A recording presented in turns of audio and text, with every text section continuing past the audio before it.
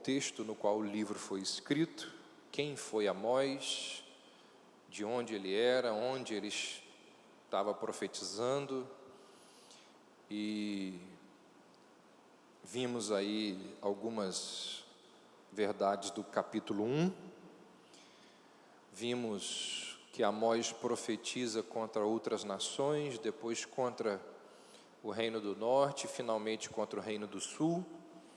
Vimos algumas questões que ele abordou ali junto a essas duas partes do Reino de Israel, e vimos que Amós foi falando para o povo que a paciência de Deus estava se esgotando. E aqui no capítulo 2 chega uma hora em que Amós diz assim: a paciência de Deus chegou ao fim. Por 3 transgressões, Deus teve paciência, agora, na 4ª, Deus não vai mais tolerar a iniquidade do seu povo. E essa 4ª transgressão, que é a expressão que o profeta utiliza, ela foi quando Judá rejeita, ignora, despreza a lei do Senhor. E aí então Amós, nesse momento, vem e faz denúncias contra as iniquidades, as transgressões de Israel. Então, é como um pai que vira para o seu filho e diz assim: ó, eu fui tolerando as suas coisas erradas, 2ª, 3ª, 4ª, 5ª, agora chegou no fim de semana, chega, agora você vai ser advertido e disciplinado. Chegou a hora. E aí então você pode olhar aí as transgressões de Israel no capítulo 2. Vamos dar uma olhada aí, versos 6 e 7.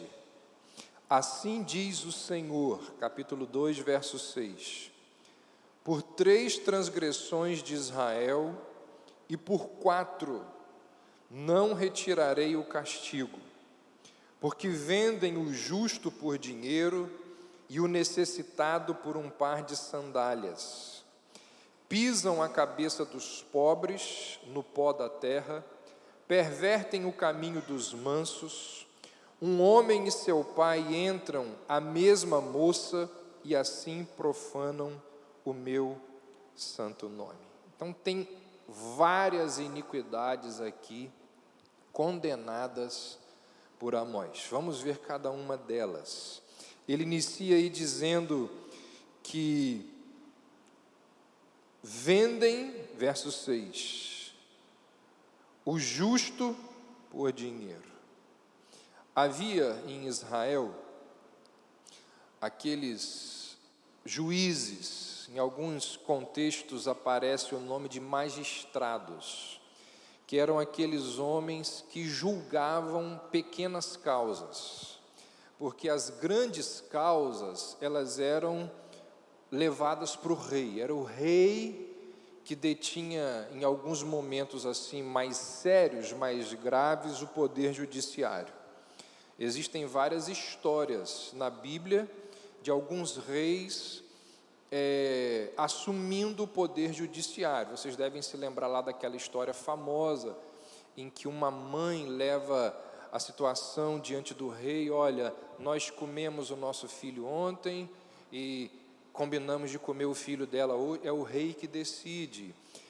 Tem aquela outra situação de partir o filho no meio, que Salomão, vocês lembram dessa situação em que é o rei que está julgando? Então, os juízes e os magistrados, eles ficavam responsáveis de julgar causas menores, que eram questões relativas à terra, à herança, ao dinheiro, à propriedade e outras disputas lá sobre o povo. Estou chegando para trás aqui o tempo todo, né? Coisa boa. Vai chegar uma hora que eu vou estar ali de novo na EBD. Ó. Primeiro estudo aqui de Amós, eu falei ali onde Léo e Maíra estão, por um banco só tinha 4 pessoas. Está ótimo. Então, esses tribunais, eles geralmente ficavam nos portões das cidades. Ali era o local onde eles julgavam, onde os juízes e magistrados eles se assentavam e o povo vinha para expor a situação diante desses homens. E a lei de Moisés dizia que esses homens deveriam julgar o povo de Deus com equidade, com imparcialidade, sem favorecer o rico, sem oprimir o pobre. A lei diz que eles não deveriam, de forma nenhuma, aceitar suborno, se corromper, não deveriam vender a verdade, ou seja, eles deveriam ser os representantes de Deus no julgamento daquelas situações que eram levadas diante dele. E aí Amós então faz essa denúncia. Amós diz assim: a corrupção entrou dentro do sistema judiciário de Israel. Está vendo que lá também tinha juiz corrupto? Naquela época também tinha isso? Então a gente pensa assim, isso só acontece no Brasil. No Brasil acontece muito, mas em outros lugares também acontece. Porque em outros lugares, em outras épocas, existe a mesma coisa que tem no Brasil, seres humanos. E o ser humano é mau. Então, Amós vai denunciar as práticas que estavam ali violando claramente a lei de Moisés, e que, por violar a lei de Moisés, acabava também violando o caráter de Deus. E aí então Amós vai e oferece alguns desses exemplos, quando ele diz aí no verso 6, que os juízes vendem o justo por dinheiro. Algumas versões trazem aí por prata. A interpretação mais provável dessa frase é que os juízes estavam vendendo pessoas inocentes que não tinham condições de pagar a sua dívida, não tinham condições de arcar com a dívida que elas fizeram. De acordo com a lei de Moisés, uma pessoa, ela poderia, inclusive essa lei ela vai ser repetida em outras legislações de outros povos, uma pessoa que tinha uma dívida, ela podia vender a sua força de trabalho para pagar a dívida. E vender a força de trabalho em alguns contextos como esse aqui, tinha um nome, escravidão. Então a pessoa se tornava escrava da outra durante um período até que ela tivesse condições de pagar, ou que a força de trabalho dela ia quitando o valor que ela tinha com aquela pessoa para a qual ela se tornou escrava. No entanto, o que esses juízes aqui estavam fazendo era dizer para esses indivíduos inocentes, eles não tinham culpa, mas os juízes estavam dizendo que eles eram sim culpados, e que a forma deles pagarem a suposta penalidade era se tornando escravos. Ou seja, Amós está dizendo que os juízes estavam vendendo o inocente e o justo por dinheiro. Aqueles homens, aqueles magistrados estavam escravizando pessoas, estavam usando a autoridade, o poder que eles tinham, o sistema judiciário, como um meio de legitimar algo tão terrível. E aí, na mesma linha, de injustiça, de prática corrupta desses juízes, Amós ainda diz, olha aí o verso 6, vocês condenam o necessitado por um par de sandálias. Ou seja, eles estavam vendendo pessoas como escravas por um valor irrisório, mínimo. E isso fazia com que os israelitas acabassem se transformando, fossem bem parecidos com dois povos que Amós condena lá no capítulo 1. Quem não esteve aqui anteriormente, no capítulo 1, Amós se levanta e ele diz assim: Deus vai julgar todas essas nações vizinhas a Israel. E aí ele diz assim: Deus vai julgar essa nação por isso, aquela nação por aquilo outro. E aí Amós diz assim: Deus vai julgar os filisteus e os fenícios, porque eles utilizam da prática do tráfico de escravos. Eles escravizam pessoas para vender essas pessoas, para lucrar com esse tipo de atitude, esse tipo de prática. Então, o que Amós está dizendo aqui é que a ira de Deus veio sobre os filisteus, veio sobre os fenícios por causa de tráfico de escravos. Amós diz assim: a mesma coisa está acontecendo em Israel. Vocês que deveriam ser o povo de Deus, estão fazendo a mesma coisa que os fenícios, a mesma coisa que os filisteus, igualzinho. E com um agravante, não por motivos violentos, mas porque os juízes de vocês, os magistrados, se corromperam. Amós faz outra denúncia, olha aí, no verso 7. Pervertem o caminho dos oprimidos. Ou seja, eles não concediam aos pobres a justiça que os pobres estavam pedindo, negavam o direito à verdade. Por quê? Porque o pobre não tinha dinheiro para pagar o juiz.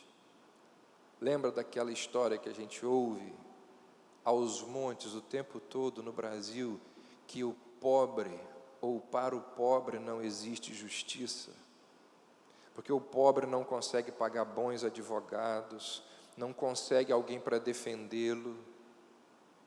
Está acontecendo aqui. Amós diz assim: a causa do pobre é uma causa perdida,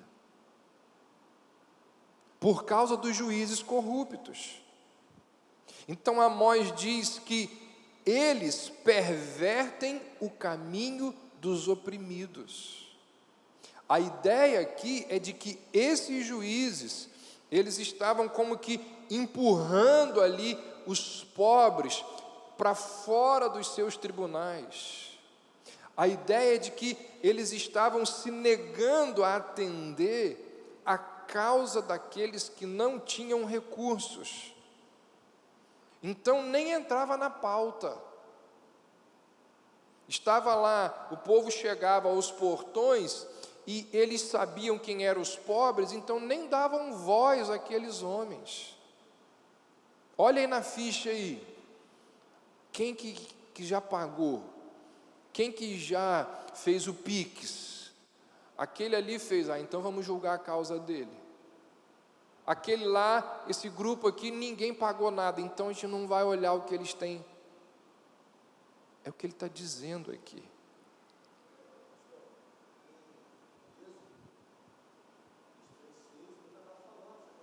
Leobac, fala mais alto aí, senão a gente não vai ouvir.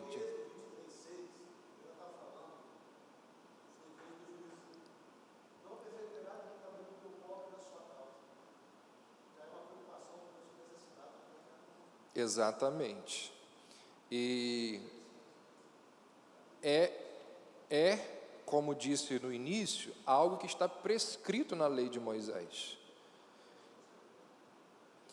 E a intervenção de Leubac aí me permite lembrá-los de que nós estamos aqui num contexto de aula, tá? Bem informal. A hora que vocês quiserem dar contribuições assim como a dele, ou fazer perguntas, podem me interromper e ficar à vontade.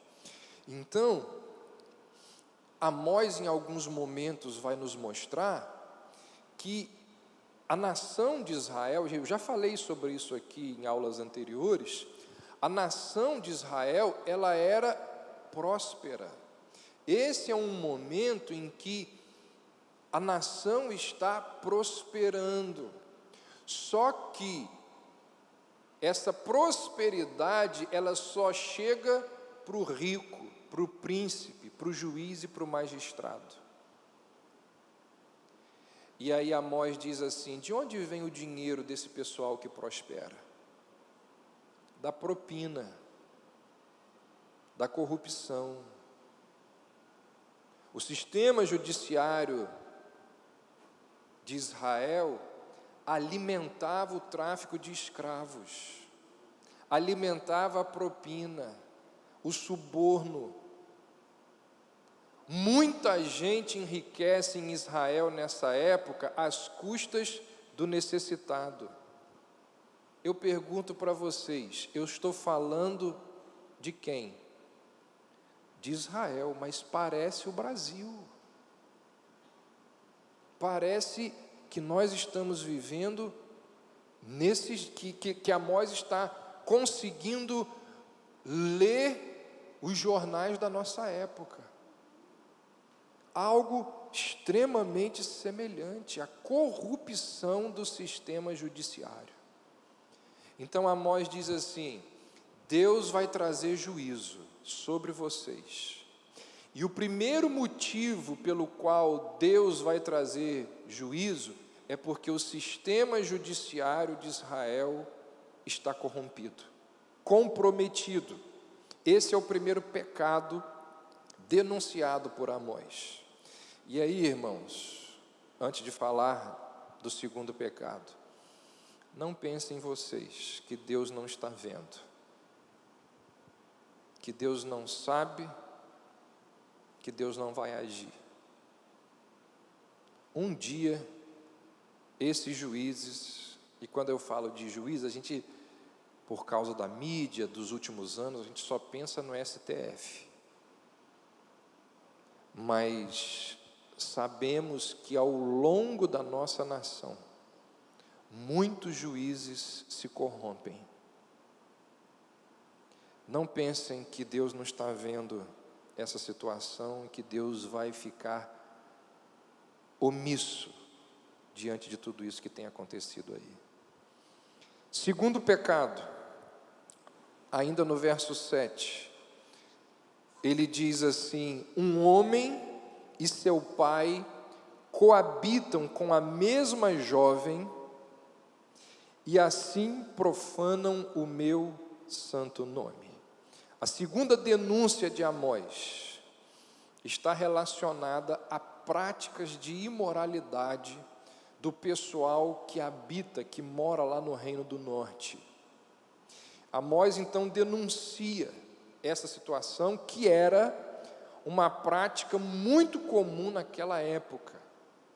O pai compartilhava para fins sexuais a mesma escrava com o filho. Ou alguns escritores vão dizer que aqui pode ser uma referência a uma prostituta que existia em templos pagãos dentro de Israel. Ou seja, o pai levava o filho a um templo pagão, com práticas pagãs, dentro de Israel, e a adoração a esses deuses pagãos, nesse local, incluía o relacionamento sexual do adorador com sacerdotisas daquele lugar. É exatamente isso. No culto a deuses pagãos, tinha lá o templo oferecia sacerdotisas para que o fiel, o adorador que chegasse ali, se relacionasse sexualmente com essas mulheres. Então, a referência aqui, ou pode ser que o pai e o filho estavam se relacionando sexualmente com a mesma escrava, ou então que eles estavam se relacionando sexualmente com a mesma sacerdotisa desses lugares. Em ambos os casos era a mesma mulher. Seja qual for a referência exata aqui de Amós, o fato é que esse tipo de relação era proibida, segundo a lei de Moisés. Além da condenação à prostituição, pai e filho não poderiam ter a mesma mulher. É com base nesse texto, nessa lei, que Paulo vai denunciar um pecado semelhante que acontece aonde? Quem lembra?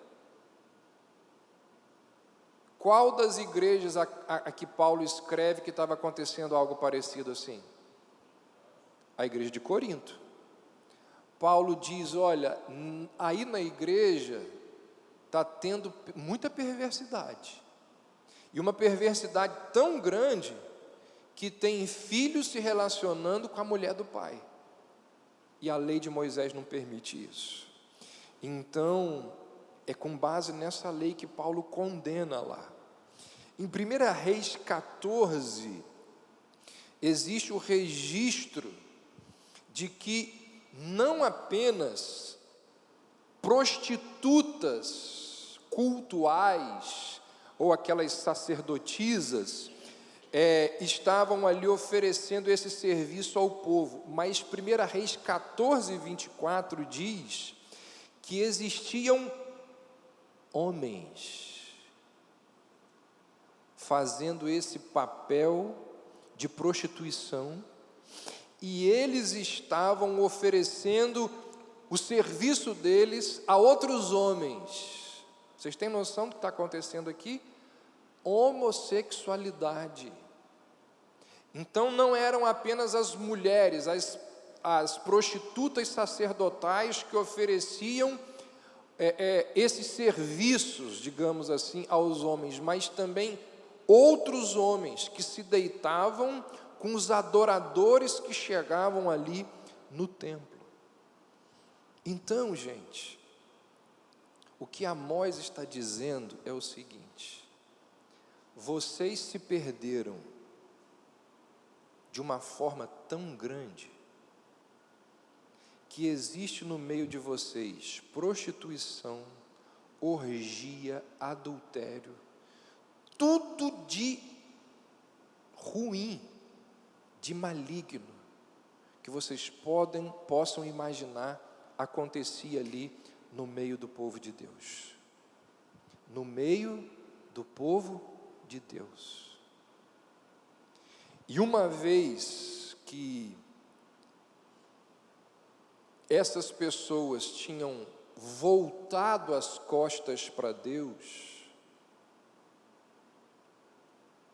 gente, preste atenção nisso. Uma vez que o povo de Deus volta as costas para Ele, qual é uma das consequências naturais? A moralidade, ela é afetada. Uma vez que uma pessoa não tem Deus como referência, ela vai fazer qualquer coisa. Como disse Dostoiévski, se Deus não existe, tudo é permitido. Então, quando o homem perde o senso de que existe um Deus, de que existe um padrão, de que existe uma norma, quando o homem volta as costas para Deus, ele começa a fazer as piores atrocidades, as maiores atrocidades. Por quê? Porque não existe alguém que diga assim, isso é certo e isso é errado. Se não existe padrão, norma, lei, tudo é permitido. E o que estava acontecendo aqui É exatamente isso. Se não existe um padrão, o certo e o errado é uma definição de cada cabeça. Cada um define o que acha que é certo, o que acha que é errado. Como acontecia lá na época dos juízes, cada um fazia aquilo que achava ser o mais certo. Então Amós diz, olha, é isso que está acontecendo em Israel. As piores coisas estão acontecendo. Os juízes aceitam suborno, enriquecem,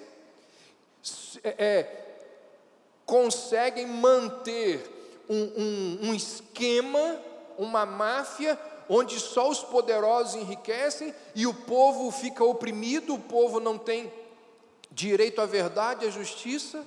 Por outro lado, existe prostituição, orgia, as coisas mais terríveis, a ponto de homens entrarem no templo pagão que está dentro da nação de Israel e se venderem como homossexuais, prostitutas sexuais. Gente, isso tudo está acontecendo dentro do povo de Deus, dentro do território do povo de Deus. E aí,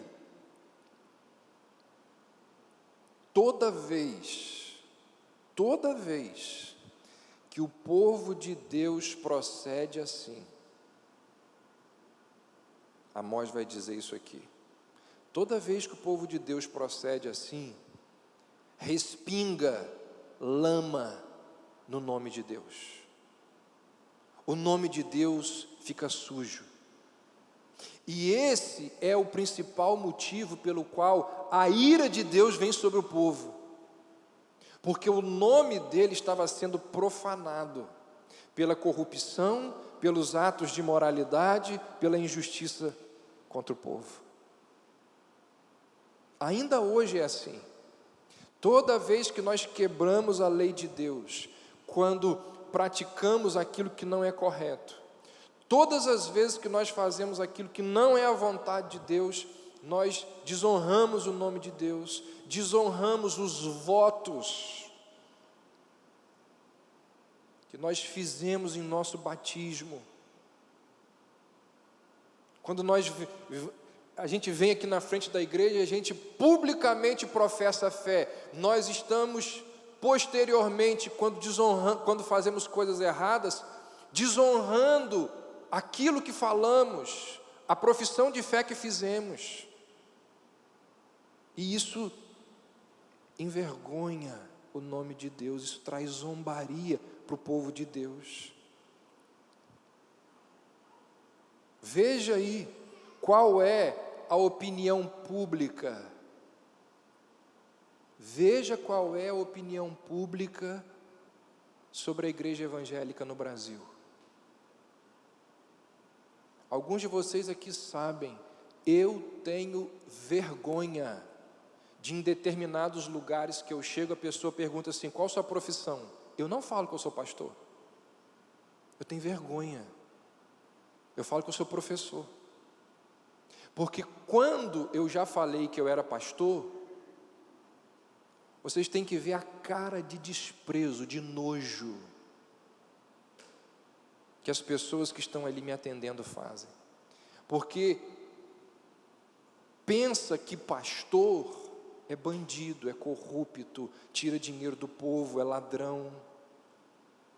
Esse é um dos conceitos, dos muitos que existe por aí, sobre que as pessoas têm sobre os evangélicos. Zombaria, ironia. Não é por acaso que cada vez mais cresce o número de pessoas que questionam a existência de Deus. Pergunta que Deus é esse que os supostos evangélicos adoram. Então é por tudo isso, olha aí no final do verso 7. Olha aí. Assim profanam o meu santo nome. Deus está dizendo: a corrupção de vocês, a imoralidade de vocês, destroem o meu nome. O que vocês estão fazendo com o pobre, o que vocês estão fazendo nesses lugares aí de adoração, isso profana o meu nome, está jogando lama em cima do meu nome, respinga em mim. Então isso é uma lembrança a todos nós. Quando nós vivemos de uma forma que não deveríamos viver, a nossa conduta errada, o nosso pecado, suja o nome do Senhor. Então, é uma lembrança de que Deus, Ele se preocupa não apenas com a injustiça, não apenas com a imoralidade, mas há algo que Ele se preocupa acima de tudo isso, que é com a glória dEle.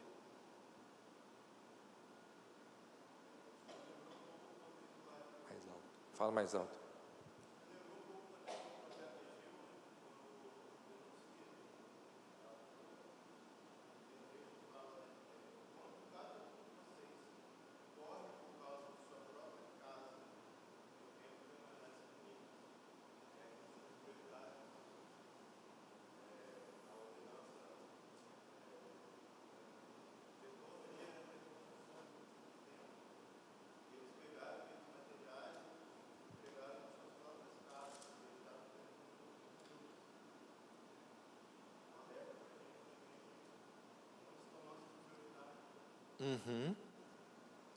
É uma postura egoísta, né?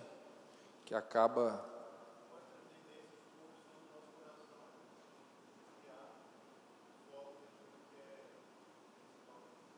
Exatamente.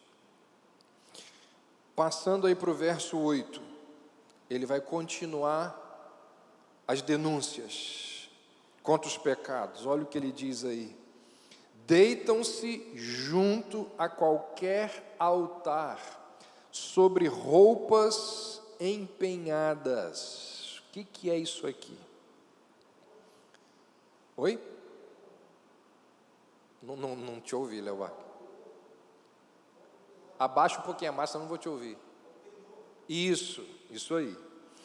Naquela época, naquele contexto ali do Oriente Médio, a roupa tinha uma importância muito maior do que para os nossos dias, muito mais. A roupa era muito mais difícil uma pessoa ter roupa do que nos dias de hoje. Hoje a facilidade é muito grande. E quando uma pessoa não tinha dinheiro e ela precisava comer, ela estava tão desesperada por alimento, que ela empenhava a roupa dela como garantia. E o problema, como Amós vai dizer aqui, é que a túnica do pobre, além de ser a sua vestimenta, ela também era o lençol e o cobertor dele. O problema é que a roupa que ele usava durante o dia, de noite funcionava como o agasalho dele. Então, assim como Leobac leu lá sobre os juízes que não podiam se corromper, existia uma lei, existia uma ordem na lei de Moisés, que dizia o seguinte, vamos abrir aí, está lá no mesmo contexto que Leobac leu, Êxodo 22,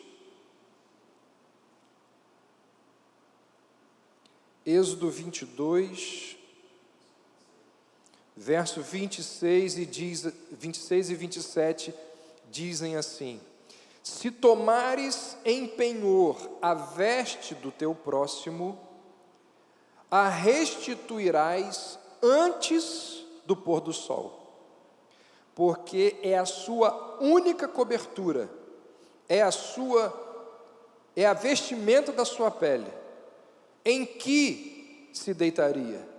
Quando clamar a ti, eu o ouvirei, pois sou misericordioso. Então Amós está dizendo assim: você que é rico e está com a roupa do pobre como penhor, devolve, não apanhe, porque eu estou vendo. Mas o que está acontecendo é que vocês estão retendo a túnica do pobre. E pior, esses homens ricos que emprestam dinheiro, ou que emprestam alguma coisa para o pobre, e ficam com a roupa dele como penhor, Amós diz que eles estavam usando a roupa para forrar o chão, em que eles iam ali passar ou se deitar, quando eles estavam embriagados na adoração a um Deus pagão.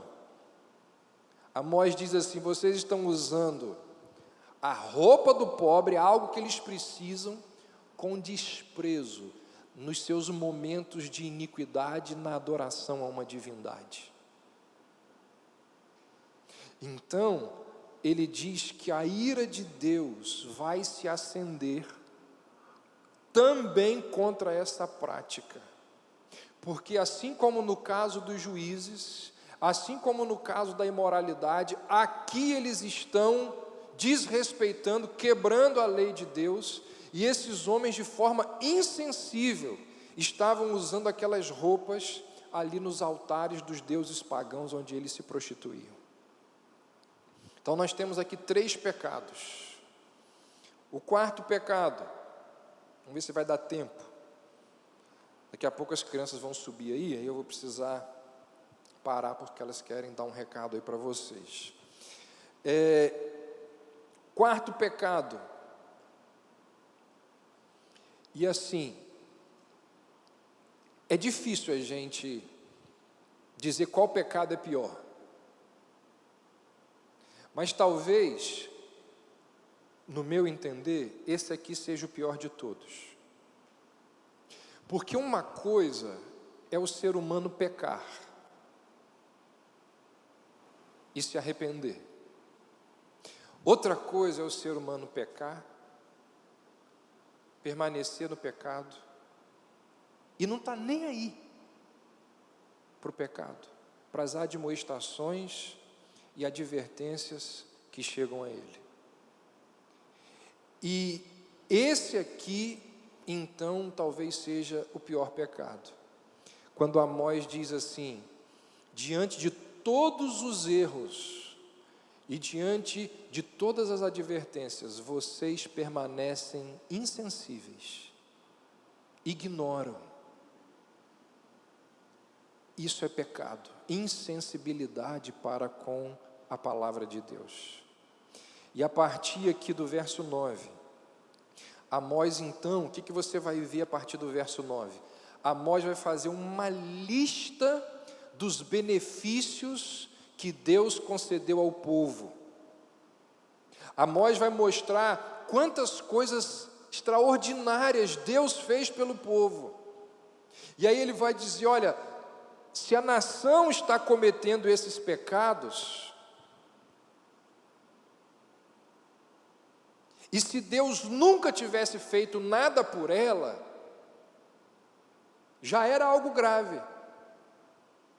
Mas o que está acontecendo é que a nação está pecando contra um Deus extremamente generoso, piedoso, misericordioso. E aí então Amós começa a listar, a colocar em destaque os grandes feitos de Deus, os feitos graciosos do Senhor. Para quê? Com qual objetivo? Colocar ainda mais em evidência a hediondez do pecado do povo. Então Amós começa a dizer assim: vocês estão cometendo esses pecados, um judiciário corrupto, imoralidade, oprimir o pobre, contra um Deus cheio de graça para com vocês. Olha aí no verso 9 o que ele diz: eu destruí diante de vocês o amorreu. Lembra lá da história? Quando Josué tentou tomar a terra de Canaã, Josué vai dizer que de todos os povos da terra de Canaã, o mais poderoso deles eram os amorreus. Amós diz assim: o povo mais poderoso de Canaã, Deus entregou ele para vocês. Amós reforça o poder desse povo, comparando esse povo a duas árvores altas e fortes. Olha aí, no verso 9. Eu destruí diante deles o amorreu, cuja altura era como a dos cedros, que era forte como os carvalhos. Quando Amós diz que Deus destruiu os amorreus, ele está lembrando que mesmo os habitantes mais fortes e poderosos daquela terra, mesmo Israel não tendo exército, soldado treinado, arma adequada, mesmo assim, Deus concedeu vitória ao seu povo sobre os amorreus quando eles entraram naquela região. Então, quando Amós diz assim, falando de Deus, eu destruí diante deles o amorreu, significa, vocês não tinham a menor condição de vencer esse povo, mas vocês venceram. Vocês não tinham a menor condição de invadir e conquistar essa terra. Não foi pela força, pela capacidade de vocês, que vocês conquistaram a terra prometida. Porque quem morava nessa região era muito mais forte do que vocês. Quem destruiu os amorreus fui eu, e fiz isso por vocês. E agora, vocês estão fazendo tudo isso contra mim. É assim que vocês retribuem toda a minha bondade e generosidade? É desse jeito que vocês retribuem tudo que eu proporcionei a vocês? Raquel e Joyce, eu já estou acabando, só vou fechar o raciocínio aqui desse ponto. Aí olha só no verso 10, ainda no verso 10, olha aí. Eu mesmo vos tirei da terra do Egito. Amós está lembrando de um outro fato gracioso e misericordioso de Deus com o povo. Durante 430 anos o povo foi escravo, geração após geração servindo como escravo aos reis egípcios. Como que aquele povo pôde sair do Egito da forma que saiu, levando riquezas? Só por uma intervenção divina. Então Amós diz assim, foi Deus que tirou vocês da terra do Egito, enviou pragas, fez milagres, libertou vocês daquele contexto. Apesar de todos aqueles milagres, da libertação do Egito, de todos os outros milagres operados ao longo do deserto, o povo que tinha sido liberto, agora está oprimindo o outro. Vocês não eram oprimidos no Egito? Agora que vocês estão na terra de vocês, por que está oprimindo o pobre? Eu não tirei vocês da opressão? Quem dá direito a vocês de oprimir o outro? Então, qual é a didática aqui do profeta? Ele está colocando em relevância o pecado de Israel, e para fazer isso, ele mostra a misericórdia de Deus, ele mostra os favores que Deus concedeu ao povo. Porque, gente, uma coisa é a gente pecar contra um estranho, outra coisa é a gente pecar contra aquela pessoa que nos ama. Uma coisa é a gente afrontar um estranho, outra coisa é a gente afrontar a nossa mãe, o nosso pai, aquele que cuidou da gente, aquele que nos trata bem. Em casos assim, o pecado é ainda mais hediondo. Por quê? Porque a gente peca contra a graça, a gente peca contra a bondade, contra o amor, contra a misericórdia. E é isso que Amós está dizendo. O pecado de vocês é contra um Deus de amor. Eu vou parar aqui, mas semana que vem eu volto desse ponto, porque eu não terminei esse ponto. Porque se vocês olharem aí no verso 10, ele vai continuar evidenciando aquelas coisas que Deus fez pelo povo. Ele vai dizer: eu vos guiei pelo deserto durante 40 anos, para possuir a terra do amorreu. Ou seja, ele vai continuar colocando em evidência as coisas boas que Deus fez pelo povo, e apesar de tudo aquilo que Deus fez pelo povo, o povo continuava insensível. E aí isso é uma advertência para nós. Quantas coisas boas, graciosas, misericordiosas Deus tem dispensado sobre as nossas vidas. Você pode parar aí, fazer uma lista.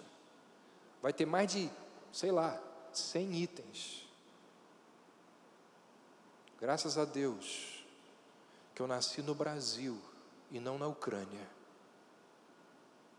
Graças a Deus que, e a gente pode ir listando, num cenário mundial, num cenário mais local. Agradecer a Deus pela igreja, agradecer a Deus pela família, agradecer a Deus pelos recursos, agradecer a Deus pela saúde, a gente pode ir listando aqui. Todas essas coisas são bondade, favor, graça do Senhor sobre as nossas vidas. E como que nós estamos reagindo, procedendo diante do favor do Senhor? É o que Amós está dizendo para eles. Vocês são insensíveis, porque apesar de tudo que Deus fez por vocês, vocês continuam corruptos, vocês continuam praticando injustiça, cheios de imoralidade. Então que Deus nos ajude, que Deus tenha misericórdia de nós e que, como diz a Escritura em vários momentos, quem tem ouvidos para ouvir, ouça. Avalie a própria vida, porque a mensagem de Amós, ela não serviu apenas para o povo daquela época. Porque se ela está registrada, como disse o apóstolo Paulo, tudo que foi escrito, preservado e registrado, foi para a gente também. Que Deus nos dê graça para a gente poder ouvir essas coisas e sondar o nosso próprio coração.